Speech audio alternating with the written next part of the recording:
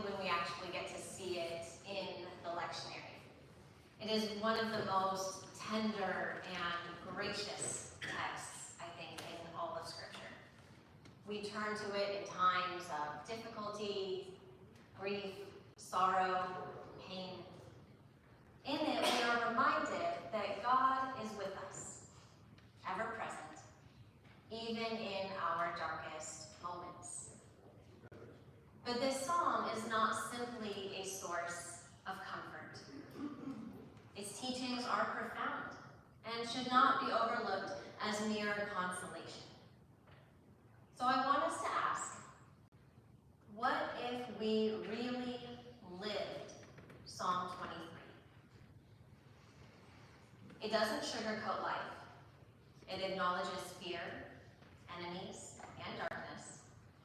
And yet it dares to speak of peace, abundance, and restoration in the midst of those realities. If we take Psalm 23 as more than a familiar platitude, and instead let it guide how we live, I believe our faith would deepen, our hearts would open, and peace might take root in us and ripple out to the world. So let's break it down. The Lord is my shepherd. This was both a political and pastoral claim. In the Near East, the word shepherd often referred to a political leader. So to say, God is my shepherd, is to make a bold declaration. God, not any human ruler or cultural force, is the one I follow. It's a prayer of allegiance and guidance. If the Lord is my shepherd, then love is my guide. So before I react or judge, I might pause and ask, how is love guiding me? And what would change if I truly let God lead?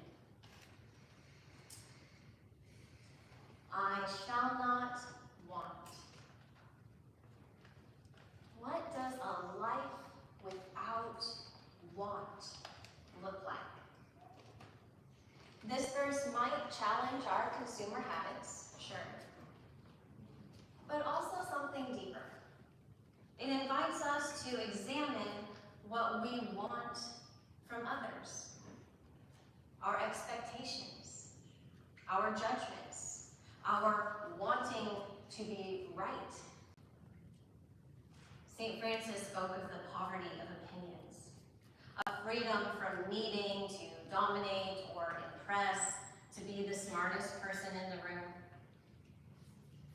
This kind of poverty means letting go of wanting to control people, to control situations, wanting particular outcomes.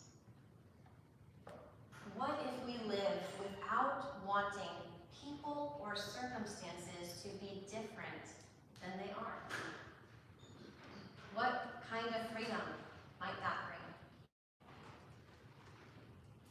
He makes me lie down in green pastures.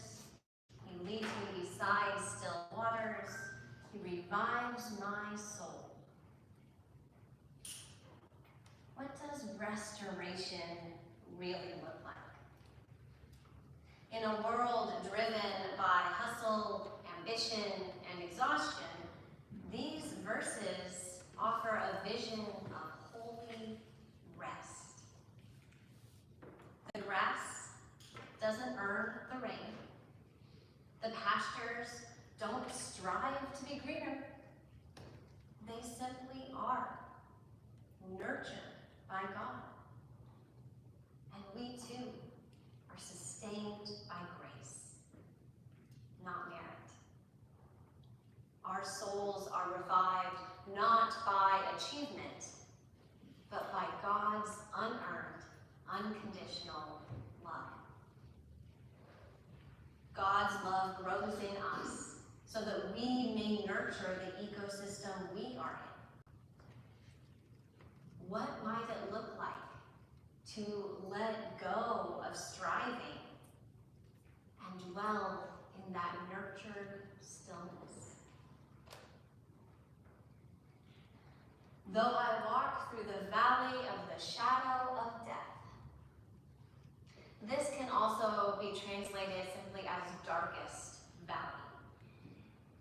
The psalm does not pretend that darkness or suffering is avoidable, but it reminds us we are not alone. You are with me. Your rod and staff comfort me. God's presence is not proven by an absence of struggle. It is rather often most deeply known in the midst of it. The Persian poet Hafiz wrote, "Your separation from God is the hardest work you will ever do." How often we imagine God as distant, waiting for us to get it together, waiting for us to make time for God. But what if we lived as if God is actually already here? This is why prayer matters in my life. Not just prayer of words, but of silence, of attention and presence. When we turn our awareness to God, we find God already here with us. Living like this could help us bear suffering with more equanimity and respond to others with greater compassion. To walk through the valley with one another, recognizing that we all share this tough, tender human life. And the song continues, "You spread a table before me in the presence of those who trouble me." Even in the presence of conflict, God invites us to a feast. This is not a triumphant boast. It's a statement of belovedness, a recognition that we are held in dignity, even when we are challenged or misunderstood. And it's not just about us. Our cup runs over so we can share. And so we can share a table that is not exclusive. God shows up in the messiness of relationship, inviting us to see even our challengers as beloved, to bring grace to the table, to live in abundance with others, not against them. Surely your goodness and mercy shall follow me. The word translated follow is actually a more active word, like pursue. Goodness and mercy are chasing after us. So what does it mean to stop running?